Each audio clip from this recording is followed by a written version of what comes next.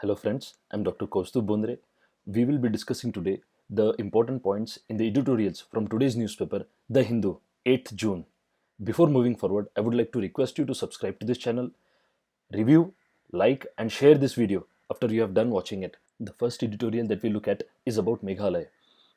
Let us see what is happening in Meghalaya. To cut the long story short, in Meghalaya, in Shillong, the tribals are protesting against the Mazhabi Sikh community, which was brought there initially 1.5 century ago by British. Today, because of the economic pressures, there is a conflict between the two communities where the majority community, the tribals there, are trying to evict this Sikh community, calling them outsiders. Right? They want these people to relocate from Shillong to the outskirts. Now, and after looking at this story, let us see what important issues this article raises, which are important for our mains UPSC main examination. The first is it is about the role of social media. Here you can see the lies spread through WhatsApp, right, and a fabricated story. That was a fake news, which had become viral, or which people were spreading through their WhatsApp groups, and because of this, violence erupted in the valley, or in the Shillong, in Meghalaya. Second issue, that is about the shutdown of internet. Now we are going to deal with this in the context of Tutukudi, in the context of Kashmir. Basically, as per the constitution, under Article 19(2, the constitution speaks about reasonable restrictions. So in public order, morality, the government can shut down or take away the freedom to communicate or freedom of expression. Here, the only thing that I would like to point out is there has to be judicial review. There has to be a institution which looks at the legality or illegality and the real reasons behind government shutting down internet. Second, the next issue that is important is regionalism or subnationalism. Here, the people who belong to Shillong and the tribals, they call these Punjabis or this Sikh Mazhabi Sikh community as outsiders, and they want to evict them. Now, this is not something which is in the spirit of India or the nationalism. This goes against the tenets of nationalism and creates fractures within the society. So this trend has to be controlled. Next important issue is issue about the tribals. So anyway, for northeastern India, we need to prepare what are the problems of tribals, what are their solutions, what steps need to be taken to integrate these tribals into mainstream, how their habitats, ecosystem, and the forests need to be protected. So all these issues regarding tribals are at the center of this controversy. Next, as is seen here, the basic issue is economic. Now you call it the Meghalaya issue, or you speak about the communalism in India.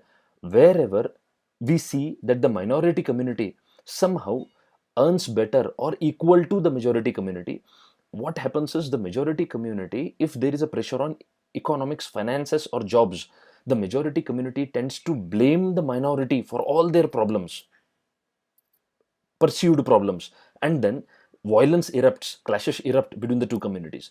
So here the story is same, that basically the problem is over economic issues. What are these economic issues? Shillong is an urban area. However, it has been documented that despite all the provisions that the government has made for the tribal people, affirmative action, what we see is the unemployment rate in Meghalaya is very high, especially in urban area of Shillong.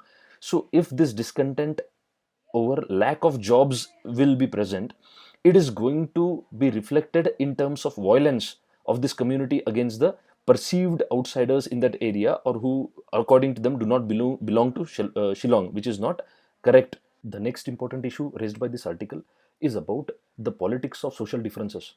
In NCERT democratic politics, we have seen that when there are social differences in the community, the politicians have a very responsible role, that they have to have an inclusive vision, despite the fact that it is their job to highlight the social differences. I want to say that when the political leaders highlight social differences, or the political parties highlight these differences so as to solve the problems of people, their steps or the way it is highlighted should not lead to hatred, discrimination, and violence. It should not be illegal, it should not be unconstitutional. So the differences that are between the communities need to be highlighted if required, but in a manner which is legal and constitutional. So our constitution provides enough democratic space for the communities to uh, highlight their problems, but it should not harm the unity and integrity of the country. So that is the important issue takeaway from this. We move to the next article, which is regarding the article on Thuthukudi. So whatever happened at Thuthukudi, we know that the Sterlite copper plant, the pollution, then the failure of the regulatory agencies, and then finally the people's movement, and unfortunately the firing on those protesters resulting into deaths. Now, out of this, what is the key takeaway? We'll not go into that issue. What are the key takeaways from this article? And Vishwanathan writes well. I mean, he writes critical of the government, but the points he raises are definitely are worth giving a thought. Now, the first point here I would like to raise is the art of storytelling. Now, he says that Thuthukudi is fables and he has written them as stories. My point is, in a community or any civilization, storytelling as an art has a very important is a very important agent of socialization. For example, if you go to Kashmir, in Kashmir, all the stone pelters that we see today are 18 to 25 age groups, most of them. Now, these youth were born during the late 90s, late 80s and 90s. Now, these are the people who have seen in their childhood a lot of violence in the valley. They grew out of all the stories regarding this violence and militancy. That is the reason why we find so much violence and anger in these people today when they are young. Point is, in rural India and the Indian community, this art of storytelling is very crucial, and this has to be used positively in the society, so that democracy strengthened, community feeling and inclusiveness is strengthened, and good aspects of the society are highlighted. So even in a democracy, people through this storytelling and through this art of storytelling can evolve narratives which can counter the anti-democratic forces in the society. So this is one. Second, it is about the shutdown of internet, which we have here I've highlighted, which we have already seen in the last article. Next, it is about role of regulatory institutions and institutions and administration. Point is, this entire episode of firing and Tutukudi, it clearly highlights the failure of regulatory agencies and administration, because if they had done their job well, there is another article coming in this line which speaks about civil services. So the point here is, because the regulatory agencies and administration did not do their job, people had to rise up and protest against Sterlite. And then, in an emergency situation, we have always seen that when there is an emergency, the Indian state, the Rajdand, the Indian state, rises up to the occasion and then takes knee-jerk reaction to solve the problem. That is what happened in Thoothukudi, which is not a good sign in a democratic country like India. We need administration and regulatory agencies to be always on their toes to prevent things from escalating. And here, the important issue that is raised is about policing, crowd control, and non-lethal manner of crowd control. So lack of training, sensitivity on the part of police administration is also clearly visible in this article. So important issue raised here is about section 144 also, right? About section 144, the writer has highlighted. This is a section under CRPC 1973. Under this section, it empowers executive magistrate to prohibit the assembly of more than 4 people in any area. Now, this is a crisis measure, and then many a times it is being misused, and then if people do not follow it, you fire on the people. This is not an isolated incident. Firings have occurred on unarmed people, non-violent people, and many a times it has occurred on farmers also, which is very, very unfortunate. After this, the issue raised in this article is about ethics, which is related to paper 4 of GS. Role of ethics in administration as well as governance, that is also highlighted here. So the administration needs to be sensitive. It was the mistake of the regulatory agencies and not the people who were protesting against pollution. So the action was illegal, violent, and unconstitutional. Next, this article raises an important issue about democracy also. This statement is really important. It is the answer to the death of democracy is a more intense democracy, right? Inventiveness of community. So it is always said that solution to the problems of democracy is even more democracy. So that is the sentiment that is expressed in this article, which is very good.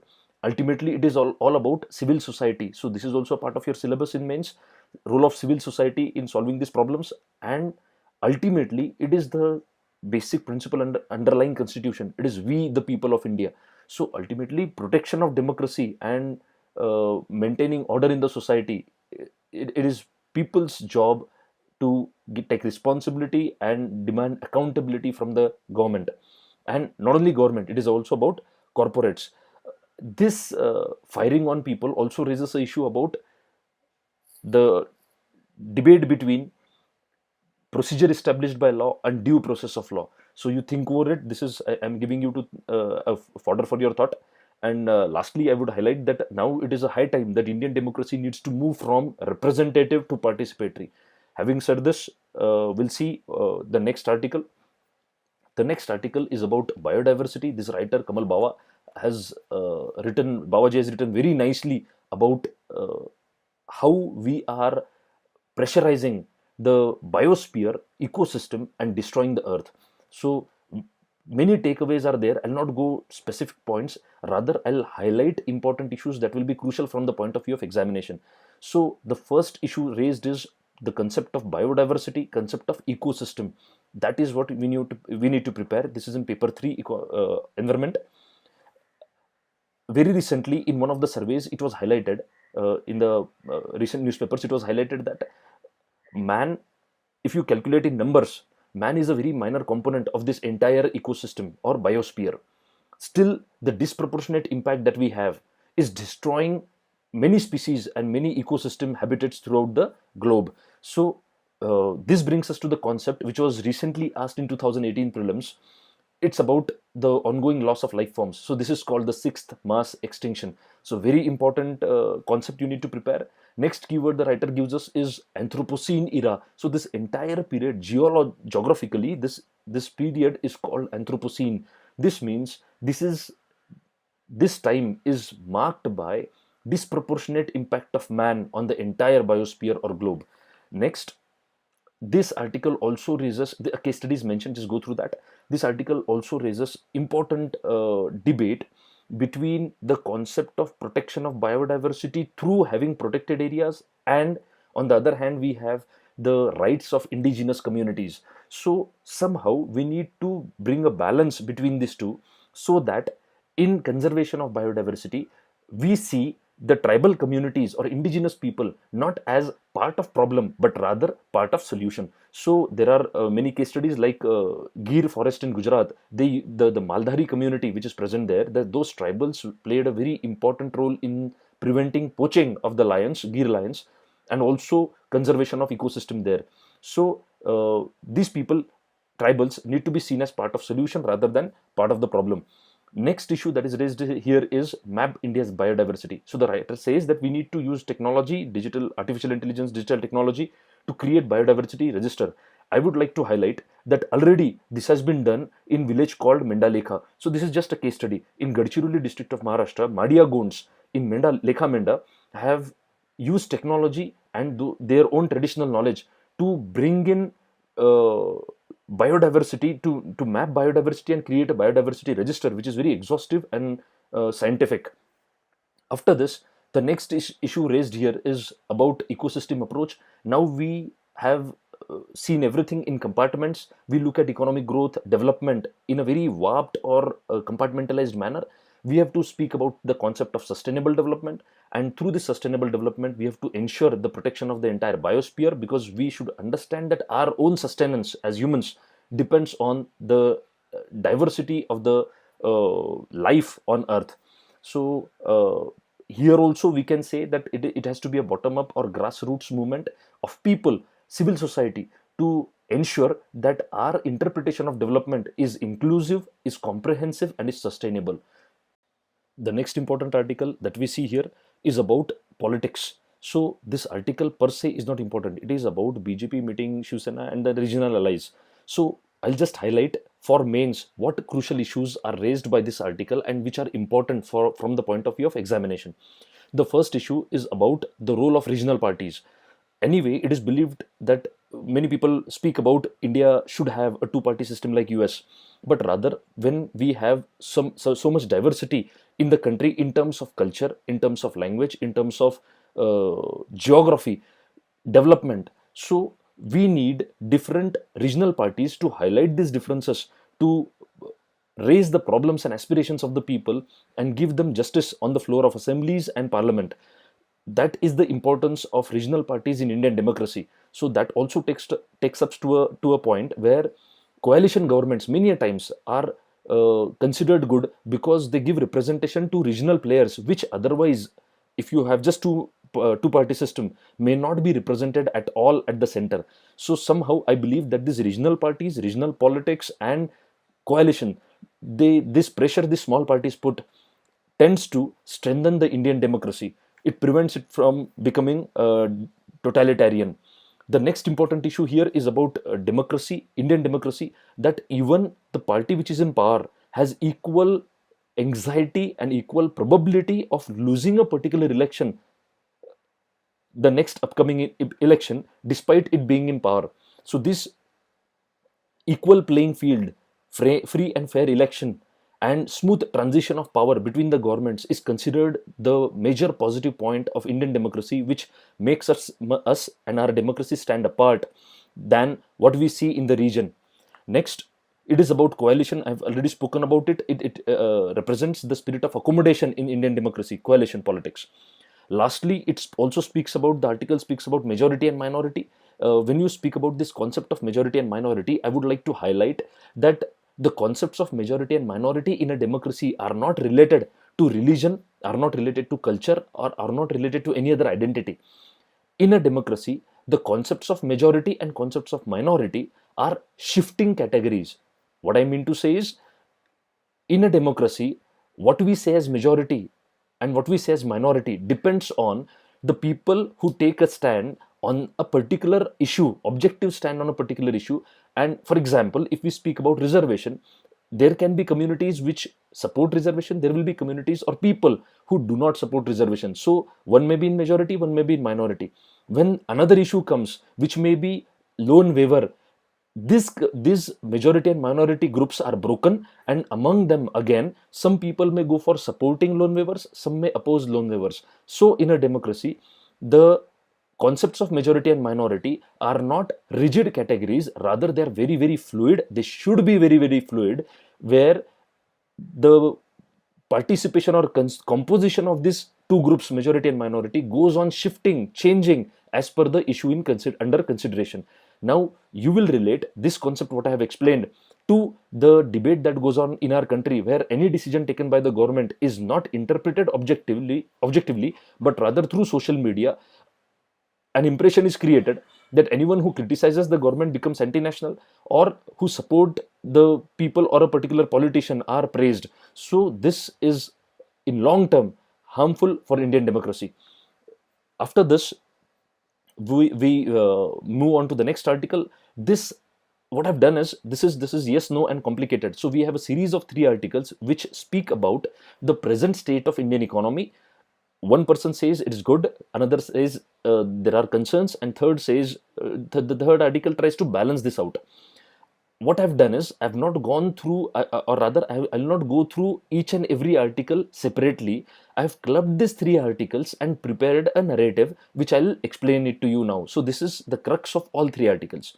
When we speak about Indian economy, the first point to be noted here is the concept of V-shaped recovery. What is this V-shaped recovery? It is simple, that the economic growth and GDP were contracting, economic growth was reducing in the recent past.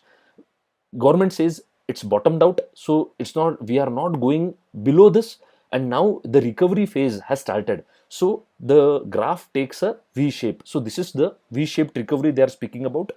Second, when government says that the economy is improving or there is resurgence, what are the factors responsible for this resurgence? It is very clear that exports are not the driving force presently, because the global economy doesn't support another China presently. So exports are not a factor. But what is the factor? It is domestic consumption and investment demand. So these are the 2 factors which you need to keep in mind, which are reviving the growth in India presently. One key concept mentioned in all these three articles, it is about this investment rate. So this controversy was dealt with by economic survey also, the recent economic survey, where it was said that when we speak about the state of economy, we consider the investment rate and savings rate. However, economic survey was very clear that savings rate may not be a very good predictor of the state of economy and the possibility of growth. Rather, it should be the investment rate which should get more importance in deciding whether how is the economy doing and how will it do in the future. The next important point raised by these three articles is about the threats to the growth. What are the factors that we need to be concerned about and look for? The first issue is about inflation. So the prices of crude oil. This is cost push inflation, which we have discussed yesterday. If you want in detail, you can go to the yesterday's video and watch it.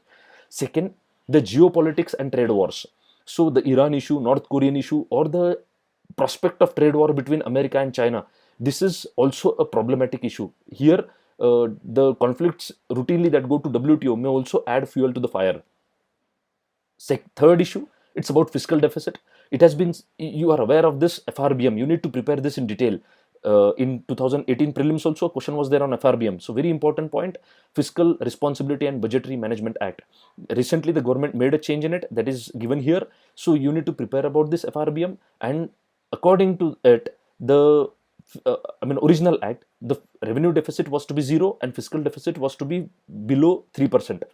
Now, the fiscal deficit has not come below 3%. It is still more than 3%, and that is a cause of concern, because then government goes for borrowing, it raises the rates of interest, it makes it that's called crowding out effect, and that makes it difficult for corporates or businesses to get credit from the market.